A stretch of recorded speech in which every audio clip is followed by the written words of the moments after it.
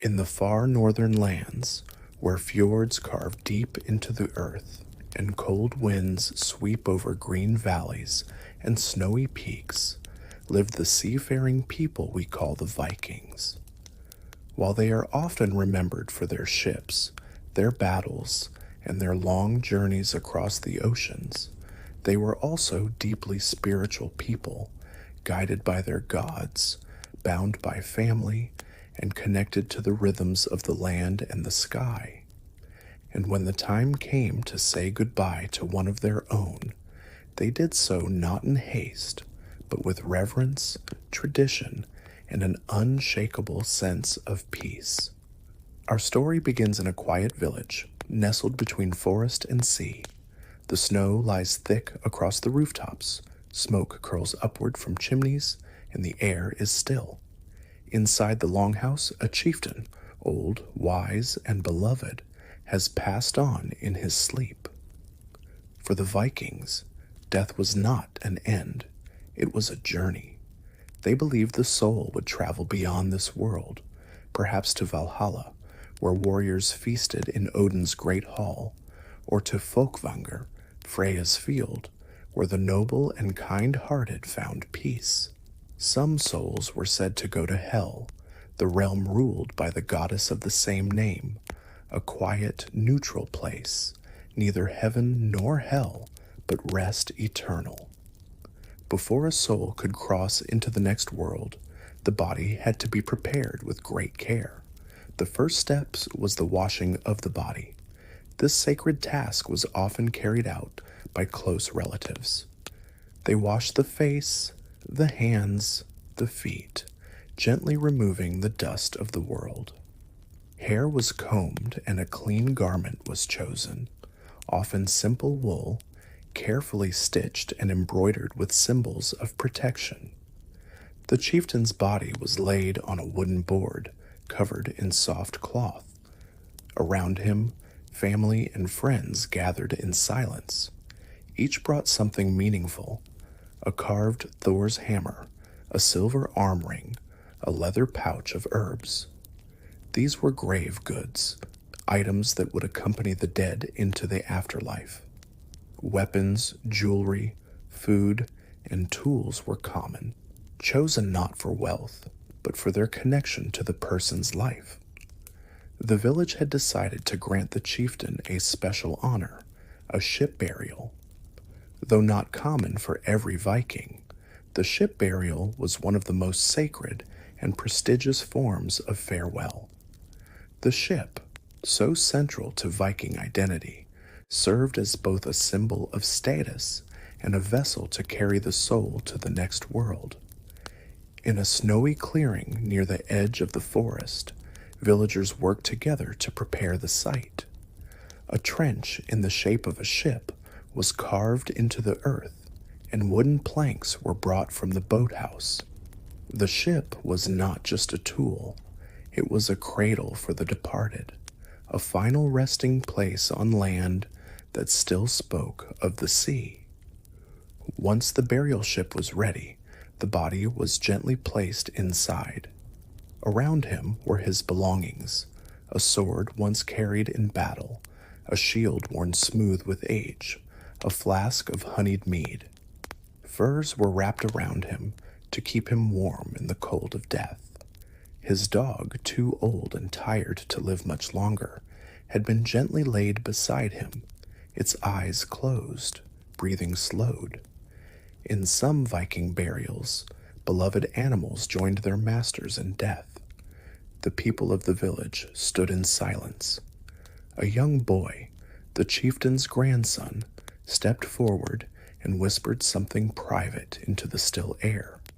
Perhaps a goodbye, perhaps a promise. No fire was lit that night. This was not to be a cremation, but an earth burial.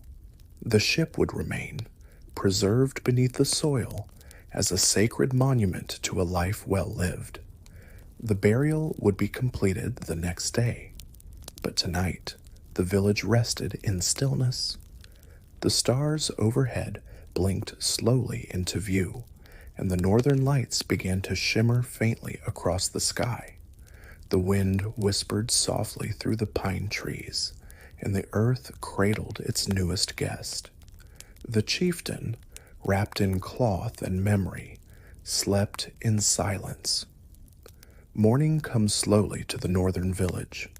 Pale sunlight filters through clouds as frost clings to the grass, and the last of the night's snowflakes settle quietly over the land. The village is awake but calm.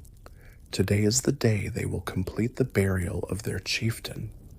In the clearing near the edge of the forest, the ship-shaped grave lies open in the earth, waiting to receive its final coverings. The wooden planks that form the body of the vessel have been carefully arranged, and the chieftain rests at the center, surrounded by the objects that shaped his life. Beside him lies his sword, well worn with a leather-wrapped hilt. It is not ornamental, but practical. It had served him in raids, in defense of the village, and in the ceremonial duels of his youth. A small chest at his feet holds coins, not for wealth in the afterlife, but perhaps to pay a symbolic toll to cross the unknown river of the dead. Nearby, a drinking horn sits, its carvings faded from use, but still beautiful. Food has also been placed around him. A loaf of barley bread, dried fish wrapped in linen, a clay jar filled with mead.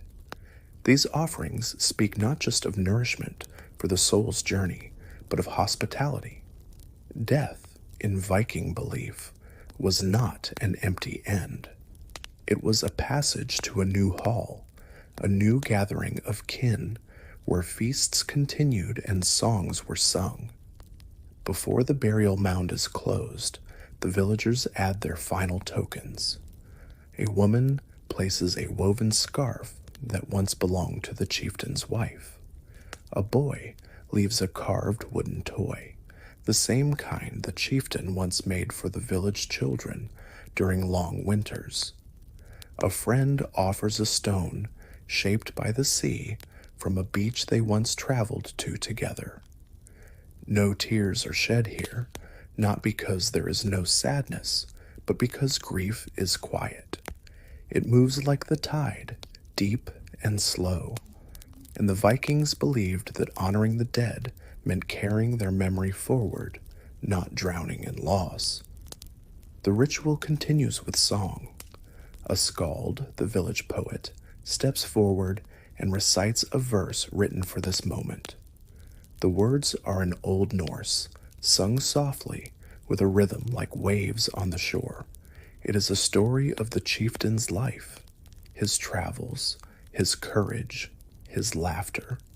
With every line, his spirit is lifted higher, carried by sound toward the unknown. When the song ends, the villagers gather around the grave in silence. One by one, they place handfuls of earth over the ship. The sound of soil falling on wood is soft, almost musical. With each layer, the ship disappears from sight, but never from memory. The mound grows slowly. Stones are brought from nearby hills, rounded, weathered, so ancient. These are laid in a pattern above the mound, forming the outline of a ship. From above, it will always be clear. Here lies one who sailed the seas and now sails the skies. Some burial mounds are grand, built for kings and jarls, lined with treasures and surrounded by walls. Others are simple, but all share the same purpose, to mark the place where the living and the dead touch. A bridge between worlds. As the final stone is placed, the villagers remain still. The wind moves through the trees, ravens fly overhead, and the earth holds the memory of what was and what will come again. Back in the village, preparations for the feast begin. The longhouse is warmed by firelight, bread bakes on stones, mead is poured into wooden cups. This is not a celebration of death, but of life remembered. Stories are told, Laughter echoes against the beams of the roof, and the chieftain's name is spoken often, never fading. Children listen carefully to the tales. They learn not just about a man, but about what it means to live with honor and die with peace. In this way, traditions are passed on, not through books, but through voices and firelight and the stillness of shared memory. Night returns to the land. Stars blink in the sky, and the northern lights dance faintly across the dark. The village sleeps.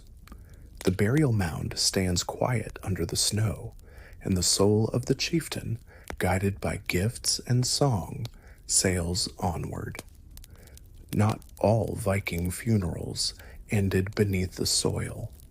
In some regions, and for some individuals, chieftains, warriors, or those of particular reverence, the farewell was given not to the earth, but to the flames. Cremation was an ancient tradition among the Norse, one that carried both symbolic and spiritual meaning. Fire, after all, transformed. It was the breath of the gods. It purified, released, and renewed. And for the Vikings, it could carry a soul more swiftly to the afterlife, rising in smoke toward the sky, into the realm of the gods. In a coastal village further south, near the edge of a fjord, the people have gathered for such a ritual. A warrior has died, not in battle, but in old age, after a life lived with strength and loyalty. He was not a nobleman, not a king, but in this village, he was loved, respected, and remembered. And so, the villagers have chosen fire. The preparations begin at dawn. Logs are brought from the forest and stacked carefully into a broad, rectangular pyre. Dry branches are layered between thicker wood to ensure a clean burn. The pyre is built near the shoreline, where the tide gently rolls over the rocks, and the salty wind carries the scent of the sea. Upon the pyre, a platform of oak planks is constructed, strong, smooth, and sacred.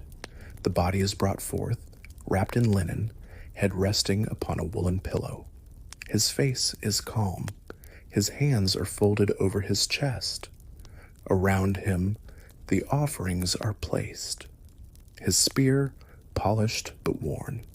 A round shield, painted long ago with his family's mark. A carved amulet of Thor's hammer hangs from a leather cord at his neck. These items will burn with him, not as waste, but as tribute. The fire will carry them to the next world. What is burned is not lost. It is transformed. The villagers stand at a respectful distance. A woman begins to chant. The rhythm is slow, ancient. Her voice is low but steady. This song is older than any memory, passed from grandmother to granddaughter, a melody shaped like prayer. When the fire is lit, it starts as small, a flicker beneath the pyre, then a breath of orange and a crackle, a rising flame. Slowly, the fire grows. It licks the wood with long fingers, stretching upward, dancing around the body and its offerings. Smoke rises toward the sky, thick and gray at first, then lighter as the wind takes it. No one speaks. The fire speaks enough. For hours the flames burn, sparks drift into the sky like stars. The scent of pine, salt, and smoke fills the air. It is not a harsh fire. It is steady, ceremonial, like a heartbeat of heat and light. The villagers stay, some seated on rocks, some standing in silence. A few weep. Most do not. There is peace here. As the fire dies down, the ashes are left to cool. Later they will be gathered, sometimes placed in urns, simple clay vessels sealed with stone lids, sometimes scattered at sea or buried beneath standing stones. Each community had its own customs, shaped by region, belief, and the stories of their ancestors. Some cremations took place at sea, burning ships set adrift, lit by a single flaming arrow. While this image has captured the imagination of storytellers for centuries, it was rare in practice. More often, the ship was burned on land, atop a funeral pyre, surrounded by the people who knew the one who had passed. The sea, though, remained close. It was never far from the Viking soul. The funeral fire had another meaning beyond the spiritual. It was practical. In harsh northern climates, where the ground could freeze solid for months, cremation provided a way to return the body to the elements quickly and completely. What remained was light, ash, smoke, memory, and perhaps something more. In time, the villagers leave the shore. The tide continues its slow rhythm. The last embers of the pyre flicker in the fading light. Nothing remains of the warrior's body, only warmth, memory, and the faint scent of wood smoke in the wind. Back in the village, stories are shared over warm stew and honeyed mead. His name is spoken with care, his deeds remembered. And in the night, when the wind shifts and the stars glow above the fjord, it's said you can still see a streak of smoke rising in the dark, like a soul sailing home. Long after the body has been laid to rest, whether in the earth or carried away by fire, the memory of the dead continues to live on. For the Vikings, death was never just a moment. It was a transition, followed by remembrance, and surrounded by symbols that connected the living and the departed. In the center of many Norse communities stood great stones, some towering, others small and weathered, each carved with runes. These were rune stones, raised in honor of the dead. Some marked graves, while others stood alone, like voices frozen in stone, telling stories of those who once walked the earth. Today, in a wide green valley nestled between two mountains, the people of a small farming village prepare to raise such a stone. A man, once a blacksmith, has passed away, known for his strength, but more so for his kindness.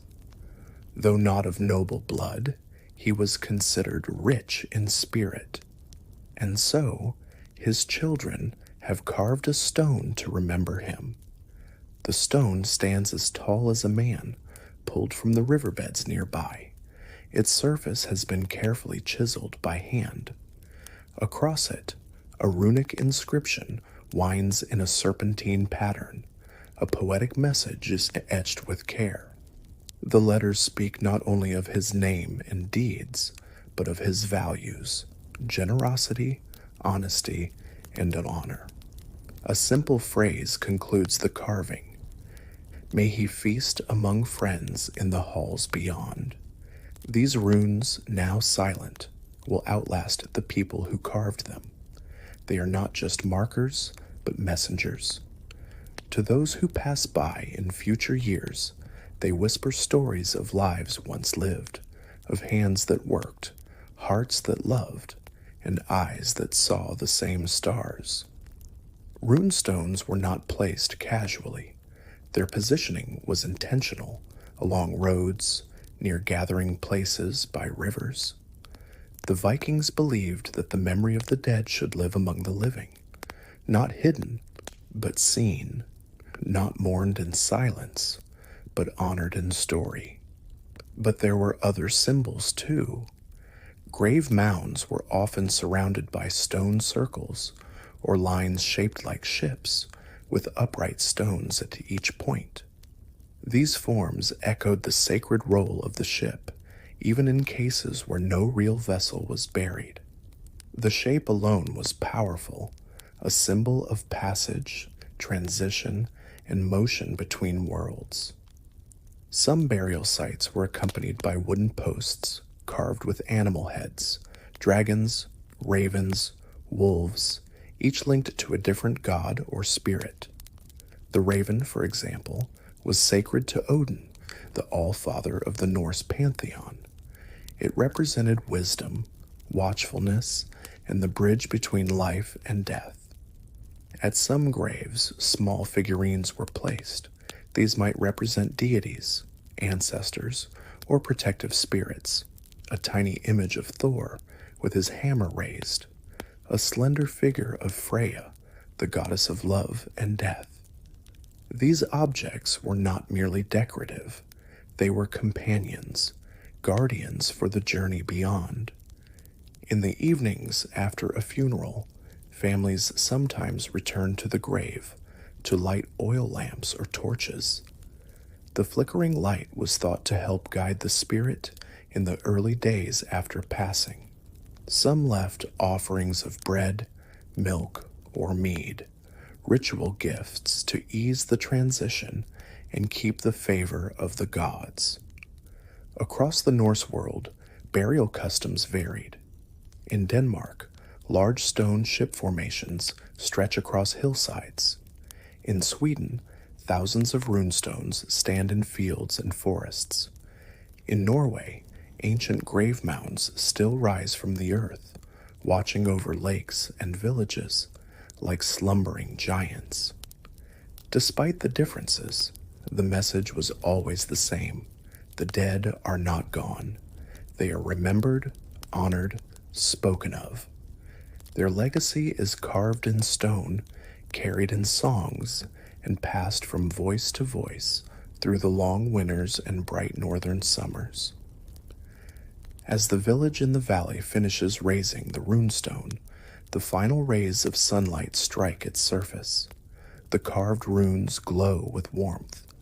The children place wildflowers at its base, yellow, white, and blue. The air is still. A breeze moves softly through the grass, and somewhere high in the mountains, a hawk circles slowly, watching over the land. That night, by the hearth, the blacksmith's story is told once more, not loudly, not with tears, just softly, like a fire burning low. His laughter, his lessons, his quiet strength, each detail passed on, like a rune carved in memory. As the seasons turned and the northern world moved through cycles of snow, sun, and sea mist, the Vikings continued to live with the ever-present awareness of death, not as something to fear, but as something to understand. For them, death was not final. It was a journey, a crossing, a return to the realm of the ancestors and the gods. This belief shaped every funeral ritual, every stone raised, every fire lit. But what exactly did they believe lay beyond the veil? The Norse afterlife was not a single place. It was many. The most famous, perhaps, was Valhalla, Odin's great hall located in Asgard, the realm of the gods. Those who died bravely in battle were said to be chosen by Odin's Valkyries, beautiful and powerful female spirits who rode through the sky on winged horses. They would lift the fallen from the field and carry them to the golden doors of Valhalla. There the dead would feast, drink mead from curved horns, and prepare for Ragnarok, the final battle that would one day end the world. But Valhalla was not the only destination. Folkvanger, the field of the goddess Freya, was another realm of the honored dead. In some traditions, Freya even received the first half of the slain. Her hall was gentler, quieter, a place for those who were noble, but not necessarily warriors. Farmers, healers, lovers, and mothers may have found rest there, watched over by the goddess of beauty, magic, and fate. Then there was Hell, a realm of stillness and shadow, ruled by the goddess of the same name. Hell was not a place of punishment, but of peace. It received those who died of illness, old age, or misfortune. It was not cold or cruel, simply distant. A place of rest beneath the roots of Yggdrasil, the great tree that connected all worlds. The journey to these afterlives was mysterious, but Vikings imagined it vividly. Some believed the soul crossed a bridge, guarded by a fierce being. Others imagined a long road through mist and forest, lined with the spirits of ancestors. There was the river Gjöll, which had to be crossed with the help of the dead's grave goods, coins, weapons, or offerings. This is why the funeral rites were so carefully performed. They were more than tradition, they were preparation. They made sure the soul had what it needed: food, protection, memory, and honor. Each ritual was a way of smoothing the path forward, lighting the road ahead. For many, the soul's presence lingered after death. Vikings believed that the spirits of the dead, especially ancestors, remained near their descendants, watching, guiding, and sometimes intervening. These spirits were called Disir when female, and sometimes Fjords, meaning followers or companions. A person's Fylgja could take the form of an animal, a fox, a wolf, a raven, and appear in dreams or visions as a sign of protection or warning. Families would call on their ancestors for wisdom and strength, especially during hard winters or uncertain times. Certain festivals, like Blot, were held to honor the gods and the spirits of the dead, offering food and drink at altars or sacred groves. In death, as in life, relationships endured. Burial sites were often returned to, visited, cleaned, even spoken to. Just as we might visit a grave today, Viking families felt the presence of their loved ones around them. Not ghosts to fear, but spirits to honor. In time, the burial mounds grew over with grass and flowers. The stones weathered, the runes faded, but the stories lived on, in the skald's verses, in fireside songs, and in quiet moments beneath the stars. Even today, in parts of Scandinavia, you can walk among those ancient sites. You can stand before a runestone carved 1,000 years ago and read the words of someone who loved, who lost, and who remembered. The same winds blow there, the same ravens circle overhead, and somewhere beyond time, those Viking souls still travel. They drift not just through myth and memory, but through the hearts of those who remember them, through every story told, through every stone raised, through every night sky watched in silence. So as we end our journey through Viking funeral rites, one truth remains clear. The Vikings lived close to death, yes, but not in fear of it. They saw it as a doorway, a return, a voyage home. And in the quiet of the north, where sea meets sky and stars shine brighter than fire, their spirits still sail, forever onward.